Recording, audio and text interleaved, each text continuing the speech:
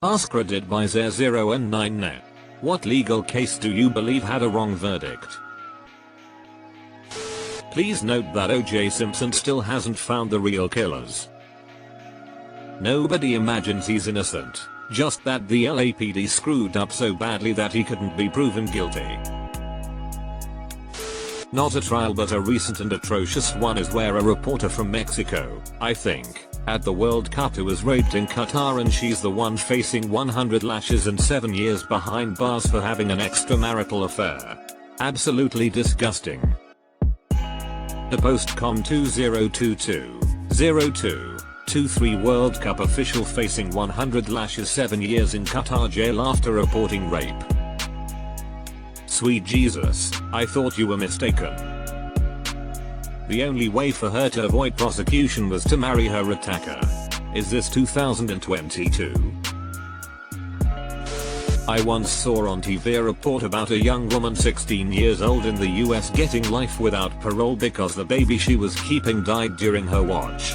It was established that the baby died of natural cause, and the only thing against her is that she didn't call 911 soon enough. I thought it was just crazy.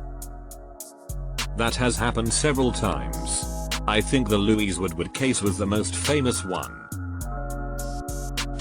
Melignatel. https://en.m.wikipedia.org/wiki/mel_ignatal. If only the photos had been found sooner.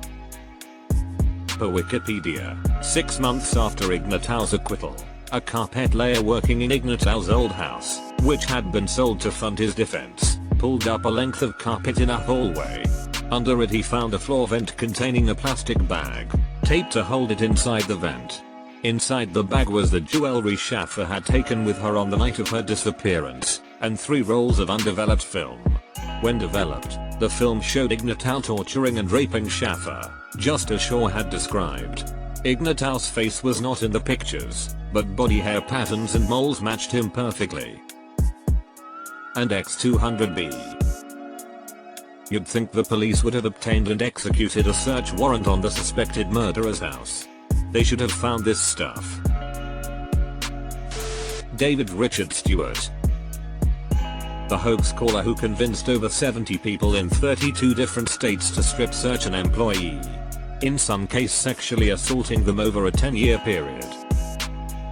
I need to watch this because I just don't understand how you could convince people to do that without them asking if you're crazy. You guys remember that one kid that got drunk, drove his dad's truck, wrecked into a whole family, killing them, and his defense was affluence? Getting off almost entirely scot-free?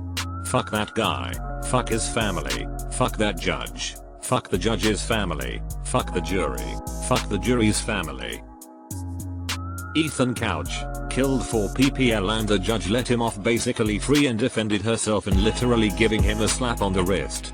When he violated the parole he got put on just 2 years ago, they let him go BC of evidence-related issues.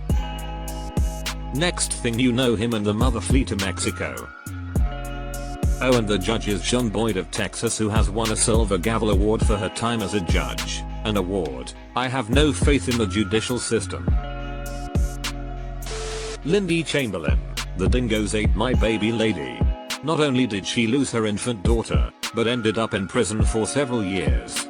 One of the best examples I've ever seen of being tried by the press. Add to that mind-bogglingly incompetent forensics work and almost certainly religious persecution, another thing the media kept harping on. And she was pregnant at the time of her conviction, so she lost out on the first crucial years of raising that child as well. Brock Turner.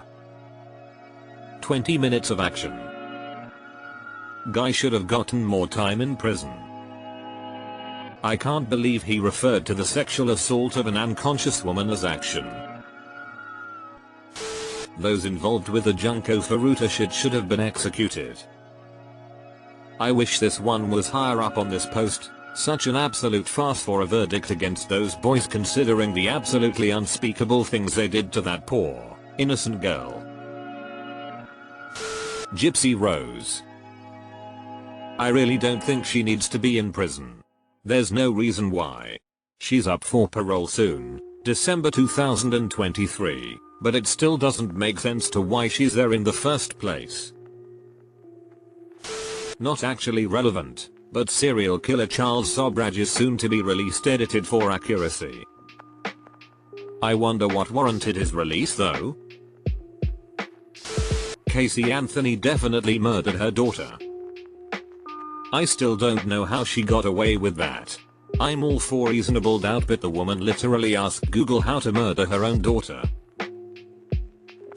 Every woman in Arabic countries who gets jail time for out of marriage sex because she was raped. Fuck this legal system. Did you know that men also get punished for being raped in Arab countries? The penalty for sodomy is death whether or not it was consensual. The Rotherham grooming gangs getting 3 years each should have been so much fucking more.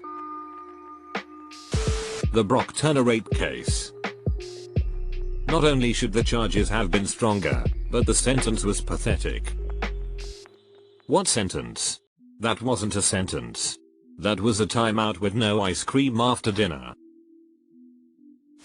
Like at any point. The Scottsboro Boys cases. I don't technically have a recent one, but I hate that Prince Andrew paid his way out of a sexual assault case. I wish he was held accountable or at least had a trial. OJ, even with the prosecution being stupid with the glove and the detective being slightly suspect, it was still beyond a reasonable doubt when all evidence is examined. I'll always remember being in my 5th grade classroom watching the verdict. My teacher wheeled in the TV from the AV room just for this. We were all disappointed and she even let us go outside to the playground so she could have a smoke. Emmett Till. I am from this area in Mississippi. The signage to Emmett Till still gets shot up, defaced by locals and others. Only in the past few years have people begun to care. Junko Furuta case is a no-brainer. Her murder still angers and makes me sick to this fucking day.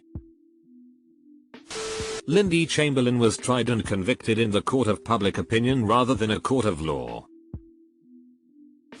Castle Rock v. Gonzalez. The woman's kids were killed by her husband because the police dragged their feet about enforcing a restraining order.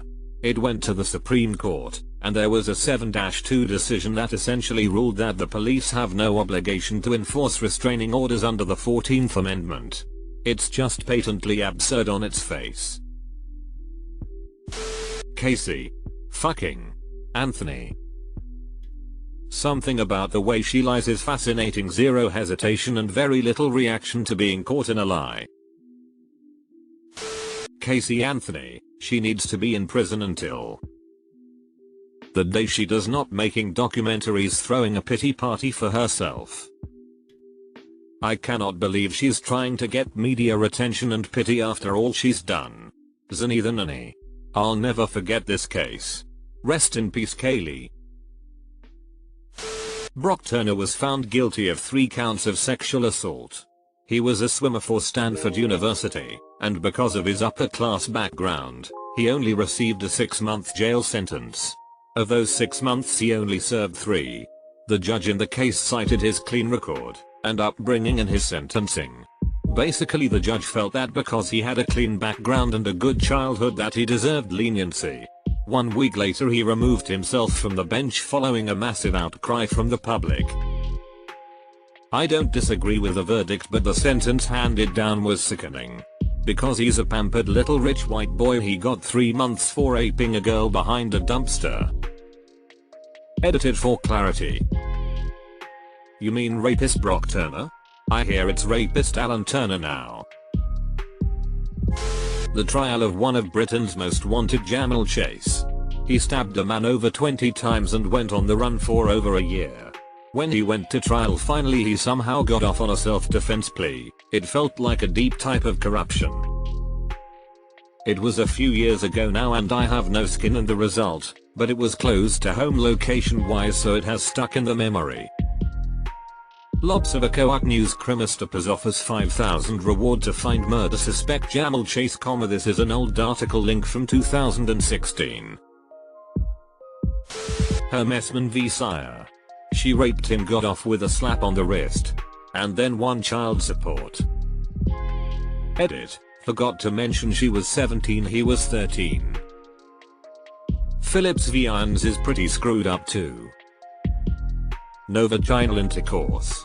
She gave him a BJ, kept his sperm, and impregnated herself with it.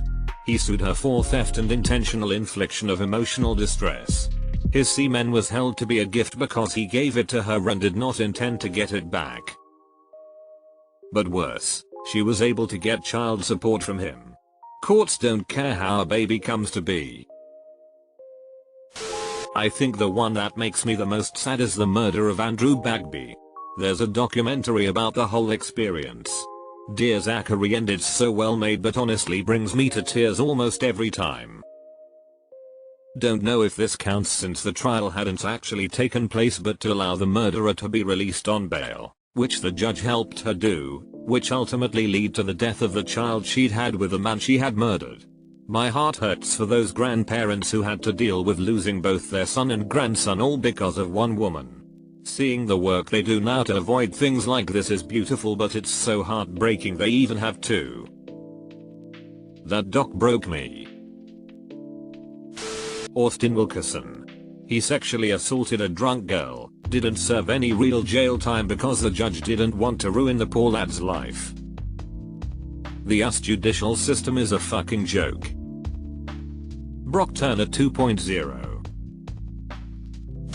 PepsiCo, oh that dude a jet. I never thought I would find this here, but I agree. That homeless woman that got 5 years for enrolling her kid in school district she didn't have residency in. Wouldn't that be every school district?